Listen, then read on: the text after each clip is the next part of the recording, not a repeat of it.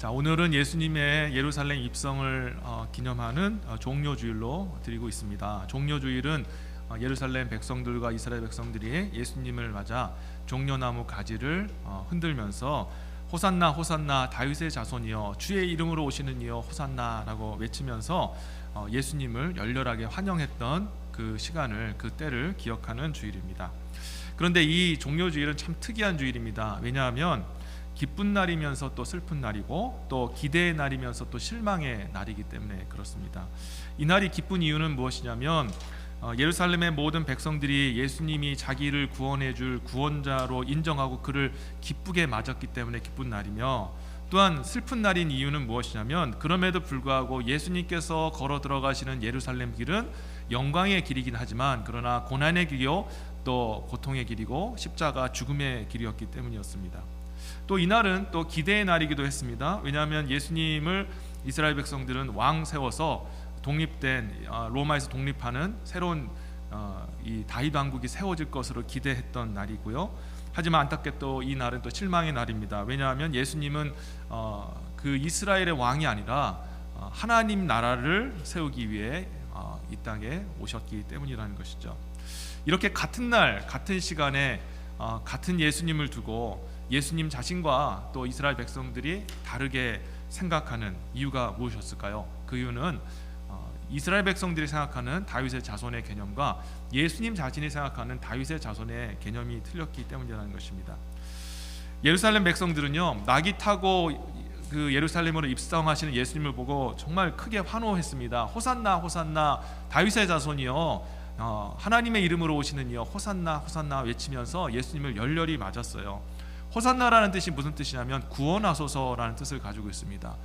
구원하소서 구원하소서 다윗의 자손으로 오시는 이여 하나님의 이름으로 오시는 이여 우리를 구원하소서라고 예수님을 보면서 구원해달라고 얘기를 하고 있습니다. 왜냐하면 지금 이스라엘 백성들은 로마의 속국이 되어서 로마의 압제와 고통을 받고 있었기 때문입니다. 그런데 그들 마음속에 어떤 마음이 있었냐면 우리에게 왕이 있었더라면 이렇게 로마에게 복속당하지 않고 왕이 있었더라면 우리가 독립하여서 그렇게 영광스럽게 살 수 있을 텐데 하면서 왕이 없음에 대해서 한탄하고 있었던 것입니다. 그런데 이렇게 이들이 한 왕을 그렇게 사모하며 기다렸던 이유가 있어요. 왜냐하면 선지자 이사야라는 분이 이사야서 9장 6절과 7절에 앞으로 너희에게 왕을 보내주겠다, 메시아를 보내주겠다라고 말씀을 했기 때문이라는 것입니다. 자, 메시아에 대한 예언이 이사야 9장 6절과 7절에 나와 있는데 제가 한번 읽어보겠습니다.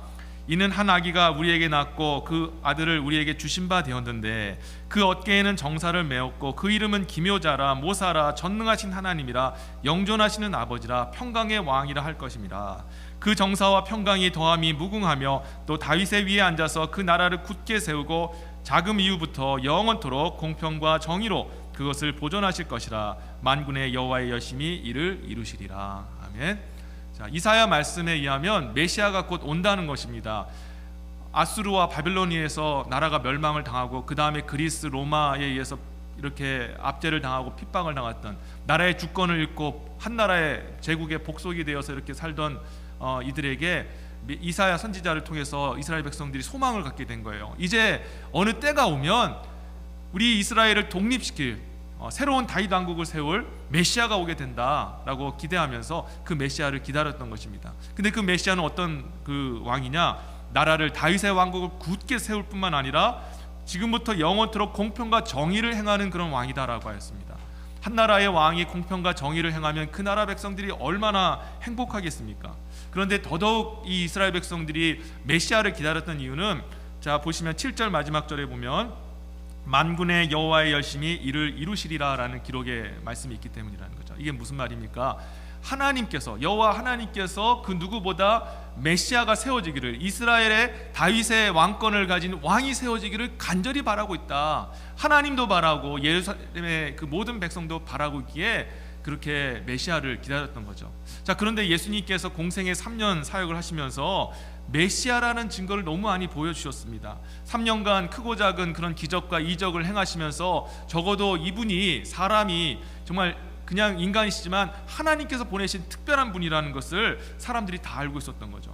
그리고 혈통적으로 보니까 예수님은 다윗의 후손인 요셉의 아들입니다. 다시 말해 예수님도 이 다윗의 자손이었던 것이죠. 또 뿐만 아니라 성경 미가서 5장 2절에 보면 메시아, 앞으로 오실 구원자가 이스라엘의 왕이 베들레헴 출신이다라고 그렇게 기록이 되어 있어요. 베들레헴 에브라다야, 너는 유다 족속 중에 작을지라도 이스라엘을 다스릴 자가 내게로 나올 것이라. 그의 근본은 상고의 태초이니라 라고 기록이 되어 있어요.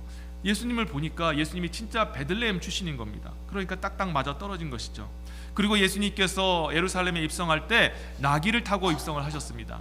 여러분, 이 예수님이 나귀 타고 입성할 때 이스라엘 백성들 마음속에 어떤 생각이 또 들었냐면 나귀를 타고 입성했던 솔로몬이 생각이 난 겁니다. 여러분, 열왕기상 말씀에 보면 솔로몬이 나귀를 타고 입성을 합니다. 솔로몬 왕은 어떤 왕입니까? 다윗 이후에 이제 세워진 다윗의 아들로서 이스라엘의 그 역대 그 역사 중에서 가장 이스라엘을 영화롭게 했던 최고의 왕입니다. 말년에 이 솔로몬이 하나님 앞에 그 우상 숭배하고 범죄해서 그렇게 몰락하고 말았지만, 만약에 솔로몬이 처음 그 가졌던 마음을 끝까지 가졌다면 아마 다윗보다 더 존귀하게 쓰임받는 왕이 되지 않았을까 생각이 돼요. 하지만 결론이 그렇든 간에 이 솔로몬은 나라를 아주 부강하고 가장 최강국으로, 이스라엘 역사상 가장 최강국으로 만들었던 그런 위대한 왕이었던 겁니다. 근데 그 위대한 왕이 왕으로 등극할 때 이 나귀를 타고 다윗성으로 입성을 했거든요. 그래서 이 나귀 타고 입성하시는 예수님의 모습을 보면서 아마 솔로몬의 그런 모습이 오버랩이 되면서 예수님이 드디어 이 6월절 사람 많은 이때에 이 명절날에 오셔서 예루살렘의 왕 되시고 유다의 왕 되시고 이스라엘 왕 되심을 선포하기 위해 이 땅에 오셨구나라고 그렇게 생각을 할 수밖에 없었던 것입니다. 그런데 이렇게 모든 예루살렘의 백성들은 호산나 호산나, 예수님 오셔서 왕 되셔서 우리를 로마의 압제에서 구원해 주십시오라고 그렇게 기대하고 소망했는데 그들의 기대가 결국 분노로 바뀌게 되었던 것입니다. 왜냐하면 예수님은 똑같이 예루살렘에 입성하신 것이 왕이 되러 오셨지만 예수님은 이스라엘의 왕이 아니라 온 우주를 다스리시는 하나님 나라의 왕이 되시기 위해서 이 땅에 오셨다라는 것입니다.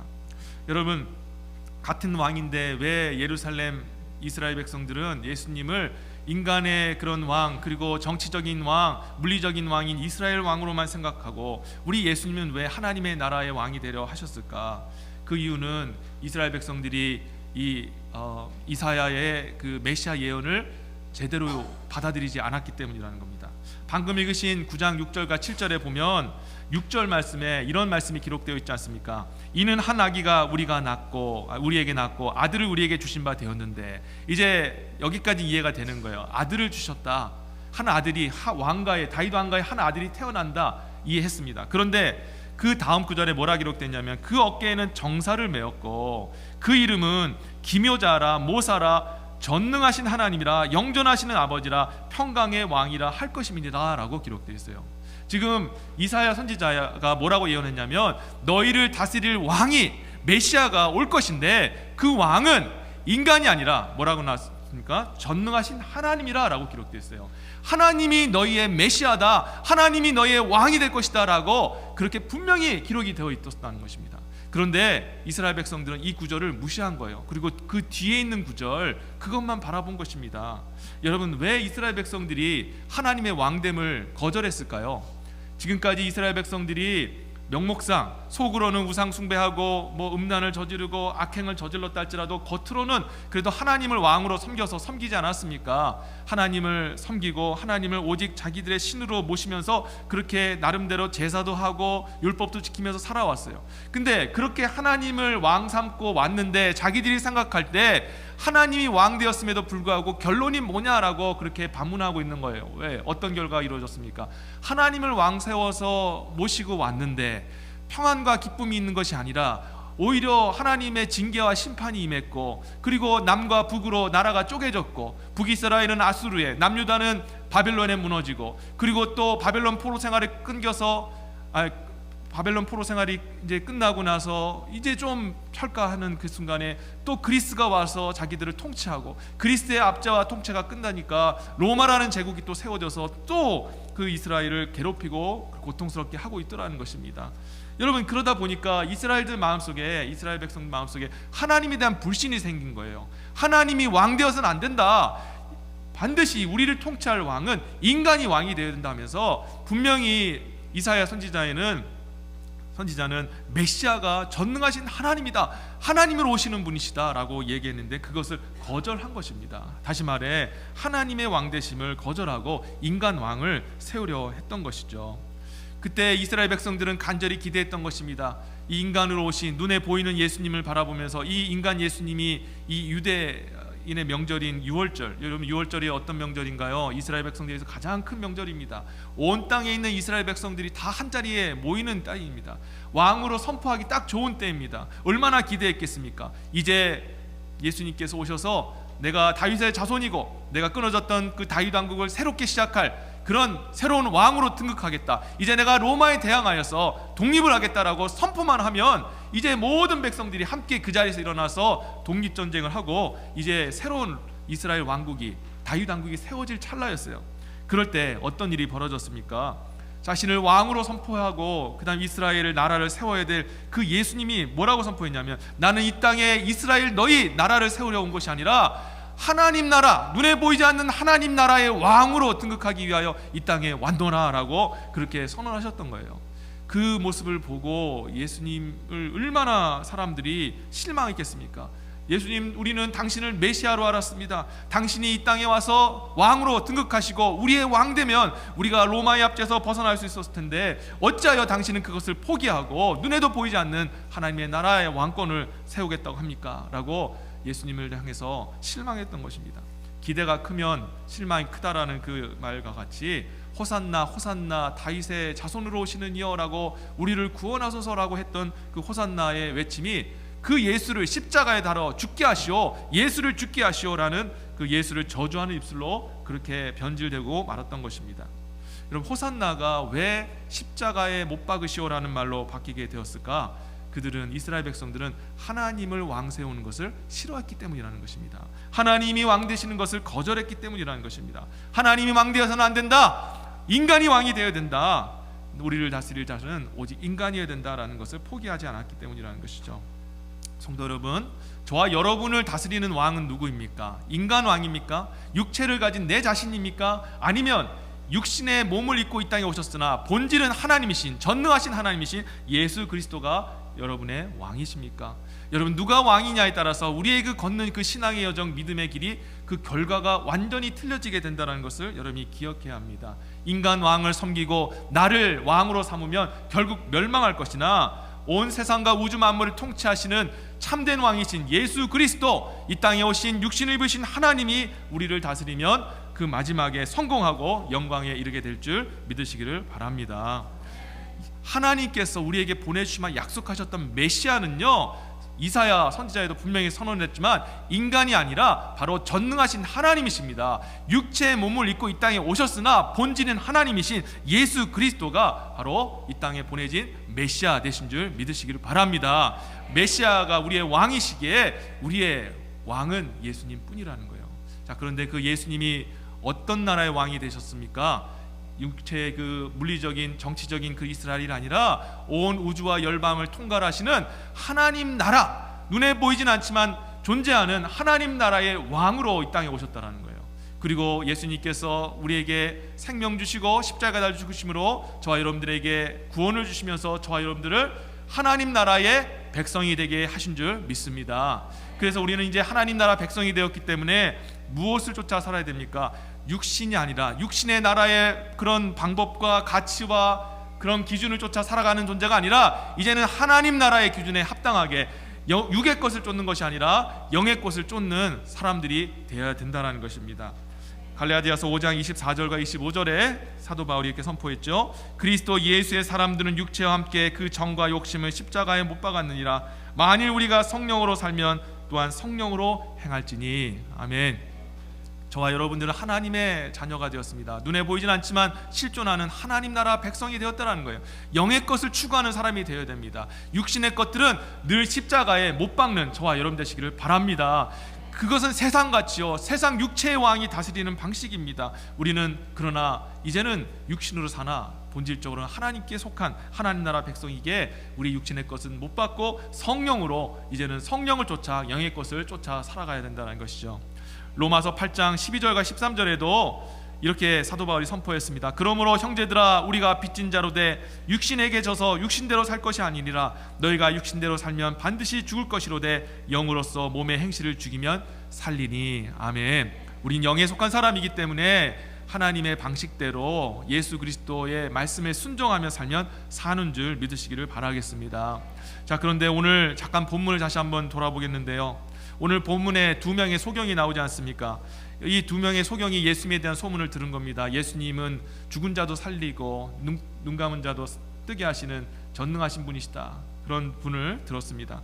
그래서 예수님이 지나간다는 소리를 듣고 이 두 소경이 예수님을 간절히 부릅니다. 다윗의 자손이여, 다윗의 자손이여, 우리를 불쌍히 여기소서라면서 예수님을 불러 세운 겁니다. 자신을 다윗의 자손이라 부르는 그 음성에 예수님은 거절하지 못하시고 그들에게 찾아갔습니다. 그리고 그들에게 가까이 가셔서 그들에게 동시에 물으셨어요. 28절 중반절 보시면 예수께서 이르시되 내가 능히 이 일을 할 줄 믿느냐, 내가 너희의 눈을 뜨게 할 줄을 너희가 믿느냐라고 물으신 겁니다. 그럴 때 그들이 한 목소리로 주여 그러하옵니다, 당신께서 내 눈을 뜨게 하실 줄 믿습니다라고 그렇게 고백을 한 겁니다. 그러자 예수님께서 뭐라고 말씀하셨어요? 그 눈을 만져주시면서 내 믿음대로 될지어다 하면서 그 눈을 만지실 때 감겼던 눈이 떠지는 기적이 일어나게 되었습니다. 여러분, 이렇게 예수님께서 소경의 두 눈을 뜨게 하실 때 그에게 믿음을 물어봤습니다. 네가 이 일을 할 줄 믿느냐라고 물어봤을 때 이 소경들은 어떻게 마음으로 받아들였을까요? 그들이 예수님을 부를 때 뭐라고 불렀습니까? 다윗의 자손이여 라고 불렀습니다. 그들 마음속에 있는 다윗의 자손은 적어도 육체적인, 물리적인, 그리고 이스라엘을 통치하는 정치적인 다윗의 자손은 아니었던 것입니다. 적어도 그들 마음속에 있는 다윗의 자손은 전능하신 능력을 가지고 자신의 그 눈을 뜨게 할 수 있는 하나님이 보내신 다윗의 자손이라는 것을 마음속으로 믿었던 것입니다.